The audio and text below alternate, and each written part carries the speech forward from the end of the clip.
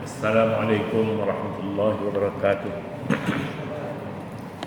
Bismillahirrahmanirrahim. Alhamdulillahi rabbil alamin. Wassalatu wassalamu ala asyrafil anbiya'i wal mursalin wa ala alihi wa sahbihi ajma'in. Subhanaka la ilma lana illa ma 'allamtana innaka antal alimul hakim. Wa la haula wa la quwwata illa billahil 'aliyyil 'azim.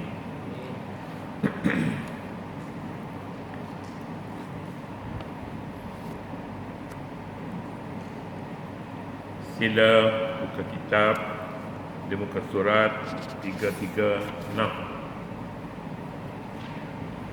Ya, tak lagi lah. 335 tak apa.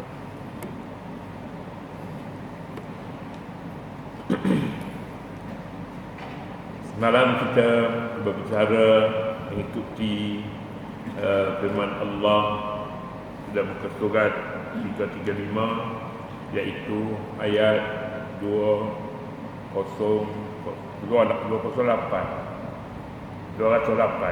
ya. Iaitu ya ayyuhallazina amanu dkhulu fis-silmi kaffatan wa la tattabi'u khutuwatis syaitan innahu lakum 'aduwwun mubin fa in zalaltum min ba'di ma ja'akumul bayyinat.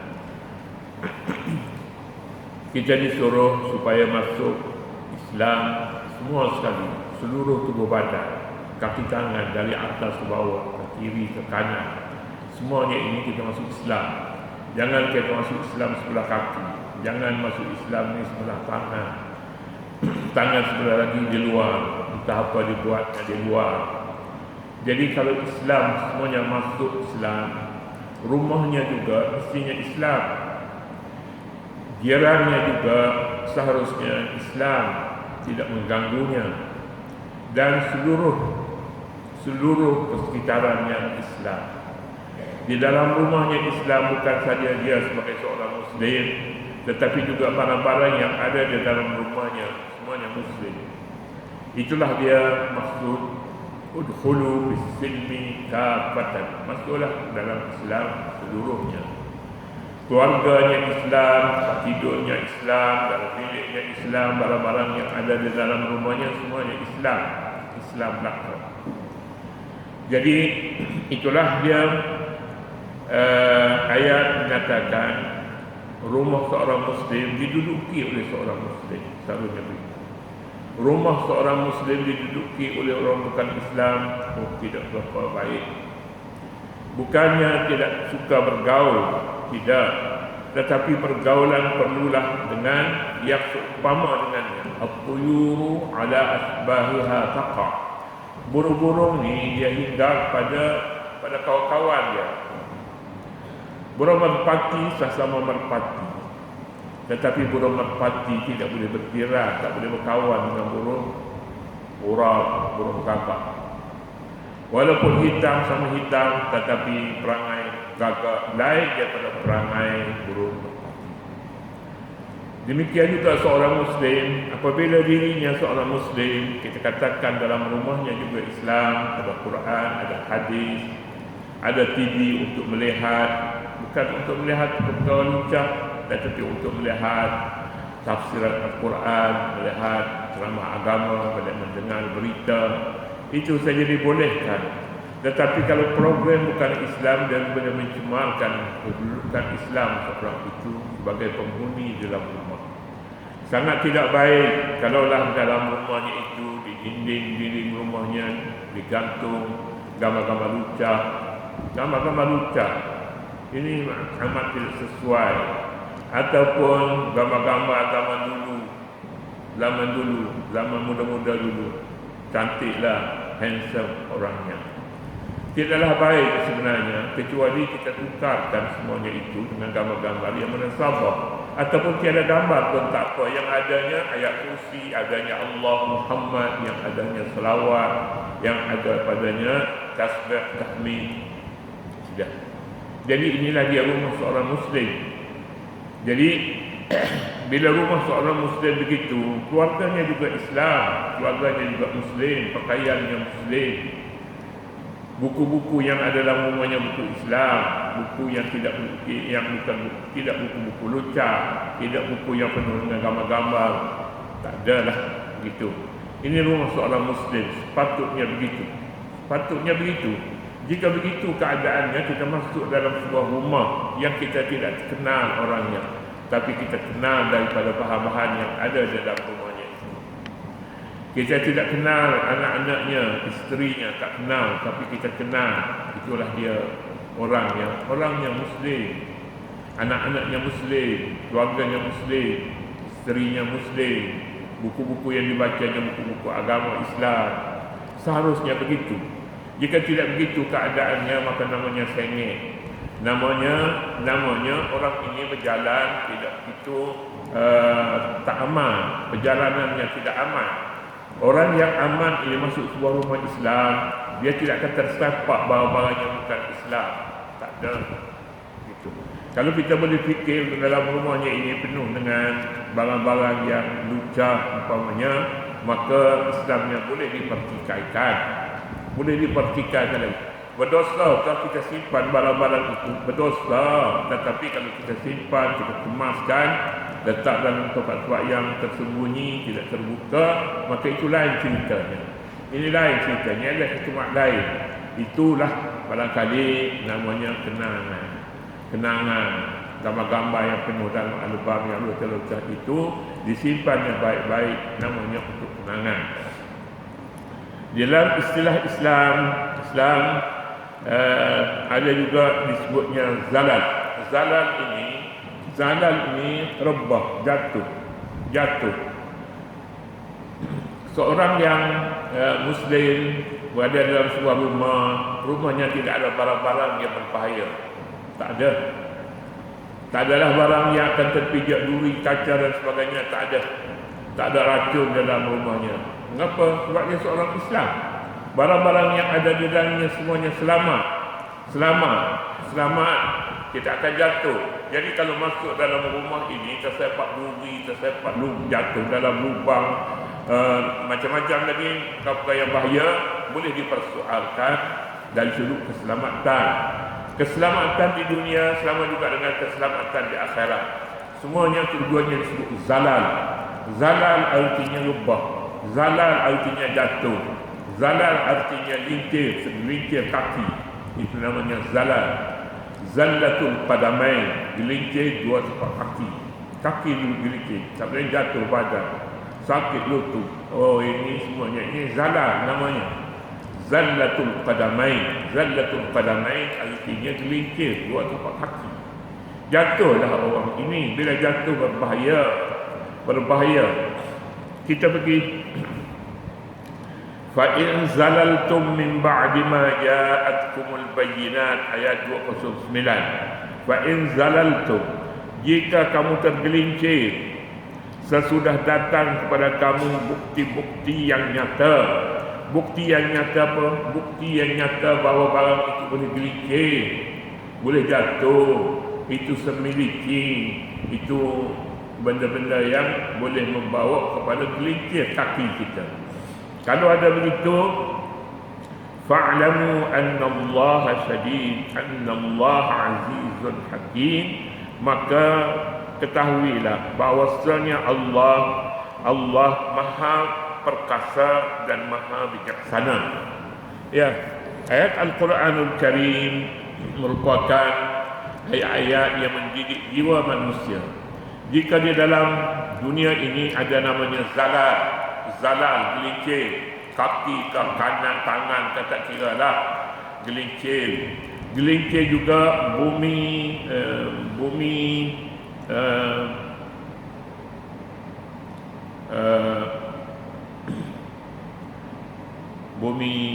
gempa bumi. Itu dia, gempa bumi ini dalam bahasa Arabnya disebut zilzalul ardi, zalzalah, gempa bumi. Gempa bumi ini ada orang selamat ke? Gempa bumi kalau dah sampai kepada 6 ukuran bumi itu, ukuran pergerakan, maka tak ramai ada orang hidup sebenarnya, ramai yang mati sudah cukup kuat zilzal. Apalagi lah kalau bumi itu dilambung seperti dalam lambungnya bola permainan untuk disepak, maka tak ada lagi manusia yang boleh hidup. Tak ada lagi manusia yang boleh hidup. Hari akhirat ada bumi yang dijadikan begitu. Wal ardu wa ma tahaha wa nafsin wa ma sawwaha wa idzal ardu muddat wa alqat ma fiha wa takhallat. Idza zulzilatil ardu zilzalaha, bila digoncang bumi itu, zilzalaha dengan segoncang-goncangnya, sekuat-kuatnya. Fa in zalaltum min ba'di ma ja'akumul bayyinatu, jika kamu tergelincir bicara tentang hari akhirat, gelincir pun gelincir agama, gelincir pada hari ini, gelincir pada amalan-amalan yang berkaitan dengan selepas mati, itu namanya zilzal juga. Di dalam rumah kita kalau ada gambar-gambar lucak, ini zilzal namanya, ini gempa. Dalam bumi ini ada gempa bumi. Di dalam rumah kita ada alat-alat judi umpamanya, maka ini zilzal namanya, zilzal. Zilzalul akhirah, goncang hati, goncang ni. Jadi kalau ada barang-barang permainan yang tidak sesuai dengan seorang muslim, maka itu namanya zilzal. Fa in zalaltum, jika kamu tergelincir berada dalam rumah, tak gelincir macam mana? Gelas minuman keras ada dalam petinya, boleh dapati semua ada. Milo ada. Saya nak sebut apa benda ni dulu ustaz kita, Ustaz Hasan, dia sebutnya dia sebut apa dia nama Arab ni,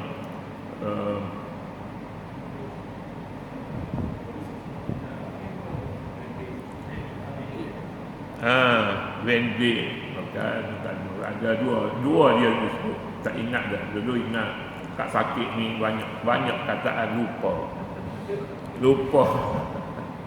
lupa habis. Yang dulunya selalu dia cerita begitu je.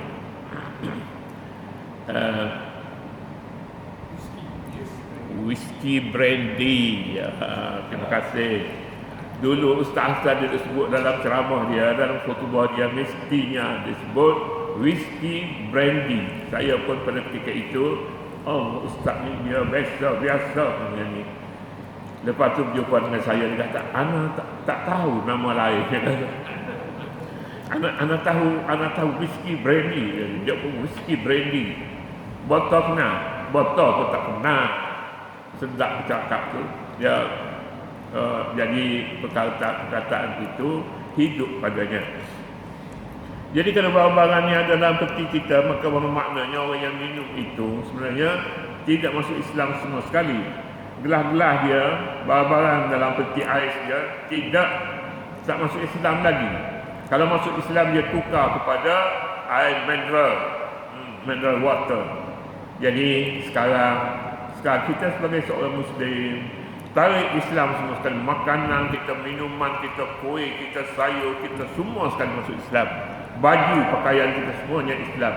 Barang yang kita tanam sekeliling rumah kita, pastikan kita tanam bahan-bahan yang ingin kita Islamkan barang itu. Fa in zalaltum min ba'di ma ja'atkumul bayyinat, jika kamu gelincir, banyak kali kita gelincir dalam rumah kita dekat dengan TV tu, dia ada macam-macam video ada, yang lucah ada, video mengajar ada, semuanya ada. Jadi nak mana yang mana satu, sila boleh ambil. Ini ke rumah seorang Muslim tak ada video, apalagi lah nak tayang, nak tonton video pada masa kita seorangan di dalam rumah. Tak ada dalam rumah tempat tidur, tidak ada barang-barang yang seumpama ini. Kita harus ingat, ini adalah kau yang boleh merosakkan akhir-akhir hayat kita. Awal hayat pun tak patut. Jika ada bapa yang seumpama ini, anak kita pun tahu bahawa nak tengok video lucah, ada bilik baba ada dia simpan banyak video macam tu. Baba apa ni? Ada. Kita sebagai seorang pendidik dalam rumah pastikan bahawa itu berfaedah kepada anak-anak kita.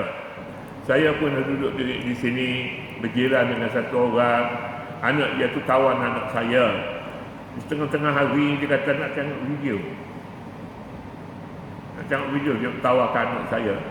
Anak saudara sekali itu adalah anak dia sekitar umur 3 tahun. Pergi anak saya pergi, pelik-pelik lah tu. Gambar yang tidak pernah dilihat oleh budak-budak saya lah. Saya tak ada video yang tidak lucah pun, tak banyak mana sebenarnya.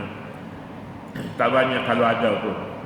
Dalam WhatsApp saya tak ada baba yang macam tu.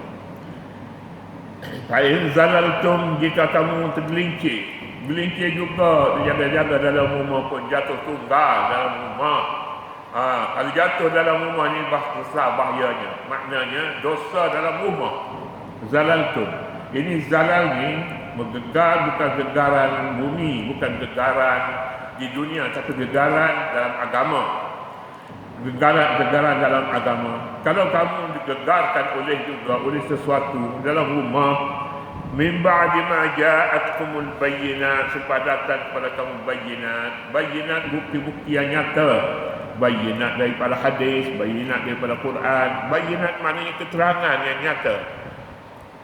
Keterangan yang nyata di dalam Quran nyata. Hurrimat alaikumul maitatu wad-damu wa lahmul khinziri wa ma uhilla li ghairillahi bihi wal munkhaniqatu wal mawqudatu wan natihah wa ma akala as-sab'u. Ini benda-benda yang dimakan. Benda yang dimakan nyata juga disebut innamal khamru wal maisiru, judi, wal ansabu wal nasib, wal azlam dan azlam. Huwa alladhi khalaqa lakum ma fil ardi jami'a. Tuhan jadikan kamu banyak ada dalam bumi ini untuk kamu semuanya. Tolak yang haram itu untuk kamu lah pula, yang baki itu tolak semua yang haram. Innama harrama alaikumul maitatu wad-dam. Lain lagi lah pula, ada tinggal lagi benda-benda itu. Hadis pula yang memberitahu kepada kita barang itu barang haram. Ini semuanya bayyinat, keterangan yang terang nyata. Jadi kalau kamu jatuh juga selepas daripada kamu tahu barang itu haram, barang itu boleh membawa kepada kecelakaan yang dinyatakan dalam Al-Quran dan hadis, apakah jawapan kita? Jawapan kita perkara ini perlu dijauhi. Walaupun kita di kereta kita ada tulis hadis Aslim Taslam, ini kandungan surat yang dihantar oleh Nabi kepada salah satu daripada raja pada ketika itu, Raja Mesir kalau tak salah saya, namanya Al-Muqawqis, Raja Mesir pada ketika itu. Jadi macam mana kalau kita berhadapan dengan suasana yang seumpama ini, suasana bayyinat. Kadang-kadang bayyinat ini kita tulis, ada barang jumpa kedainya, ayatnya cantik, ayat kursi tulis cantik. Lepas tu Allah Muhammad ada padanya. Jadi kalau semuanya ini ada, dia memperingatkan kepada kita, apa dia yang diperingatkan? Allahu la ilaha illa huwal hayyul qayyum la ta'khudhuhu sinatun wa la nawmun lahu ma fis samawati wa ma fil ard. Menyatakan Tuhan dan dengan sifat-sifat ketuhanannya. Sifat-sifat ketuhanannya penuh pada ayat kursi itu. Ada terjemahannya lagi. Jadi tergamukkah kita berada di hadapan ayat Al-Kursi bersama dengan barang-barang yang tak sesuai. Banyak barang-barang yang tidak sesuai, peralatan kotor umpamanya. Jadi kalau begitu, kalaulah kamu ni gelincir juga, meskipun tempat itu bersih, tapi kamu punya hatinya cenderung kepada hati kamu pada ketika itu tak nampak. Ramai orang yang berjalan jatuh sebab dia tak tengok depan, dia tengok kiri kanan. Kalau dia berada di jalan raya depan trafik light itu dah lama dah hijau, tapi tak boleh pergi lagi, tak nak pergi lagi. Pasal apa? Mata decline. Mata dia lain tengok orang yang berjalan itu. Dia ikut mata orang yang sedang berjalan, melintas jalan yang ada traffic light padanya. Ada traffic light. Maka dia waktu dah hijau dah pun tak boleh pergi lagi. Zalal tu jatuh kamu. Dalam rumah pun kena lihat juga bawah ni ada apa. Barulah namanya takwa. Siapa orang bertakwa? Orang yang memelihara kaki tangannya, nafsunya, dirinya dikawal. Fa in zalaltum min ba'di ma ja'atkumul bayyinat. Kalau kamu gelengkir juga selepas daripada datang kepada kamu keterangan yang nyata. Ada keterangan, baca selalu ayat kursi, doa-doa pun selalu kita baca. Namun begitu zalal juga, jatuh juga di dalam rumah. Jatuh ini bukan fizikal, tidak. Nafsu kita jatuh. Nafsu jatuh pada ketika itu. Jadi macam mana nak buat? Kita tidak suka. Dalilnya dia simpan barang-barang dalam rumah dia, barang-barang baik semua, tidak haram. Tapi namun begitu terjatuh juga sekali-sekala. Jatuh. Fa'lamu annallaha azizun hakim. Ketahuilah. Barang ketahuilah ni kadang-kadang orang tu tahu juga tak faham.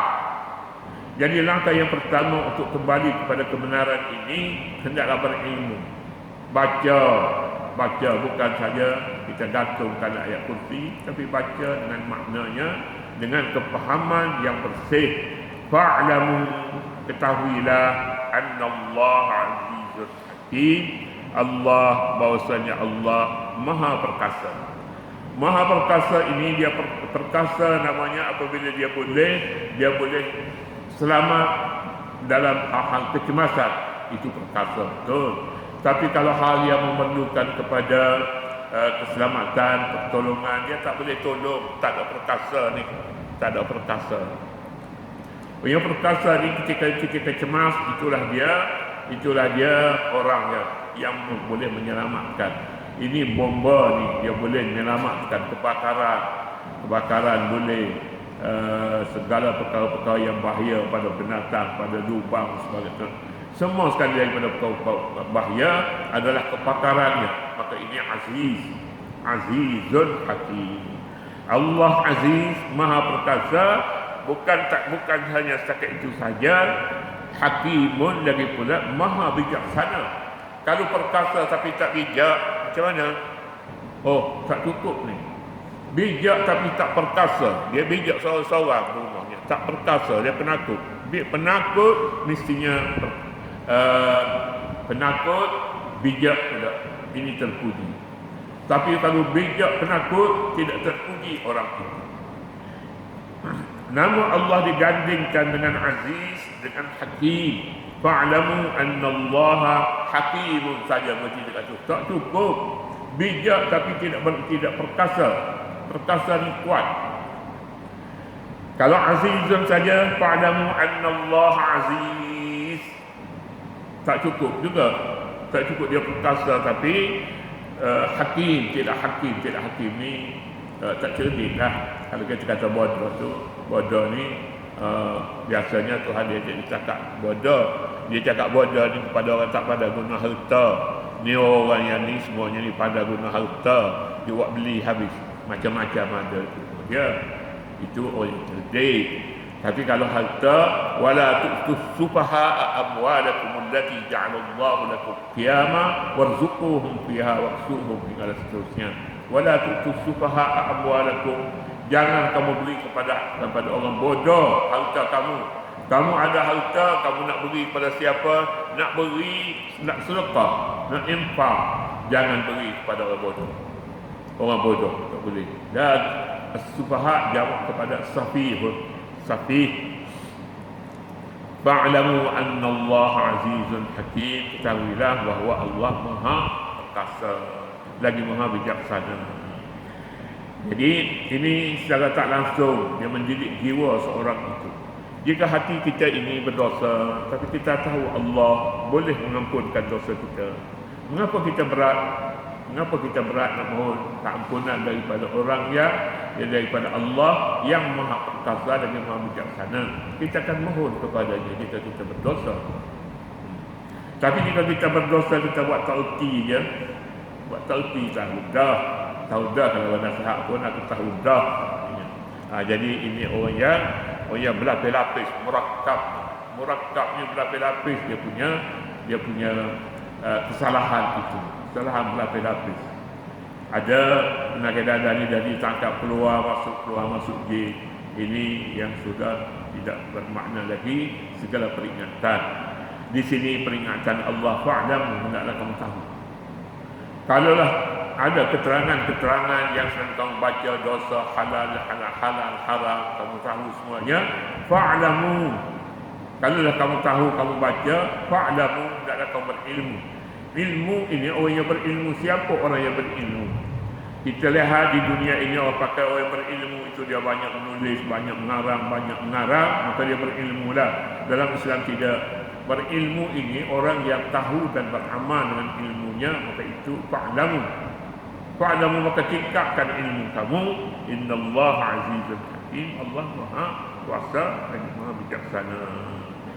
Katalah dulu peringatan kita pada pagi ini menerusi ayat ini. Mudah-mudahan berfaedah kepada kita apabila kita membuat suatu semakan muhasabah. Kita buat semakan diri kita selepas daripada balik daripada Mekah, dan ketika berada di rumah tak pergi ke Mekah pun tak kira masalah, bukan masalah Mekah Madinah. Yang balik, yang tak tahu, yang penuh dengan barang-barang kotor ini, semua orang balik Mekah, kata balik Mekah ke haji 10 tahun dulu ke, ataupun 2 tahun, setahun lepas ke misalnya, kadang-kadang tu balik daripada Mekah pun ada bawa balik moga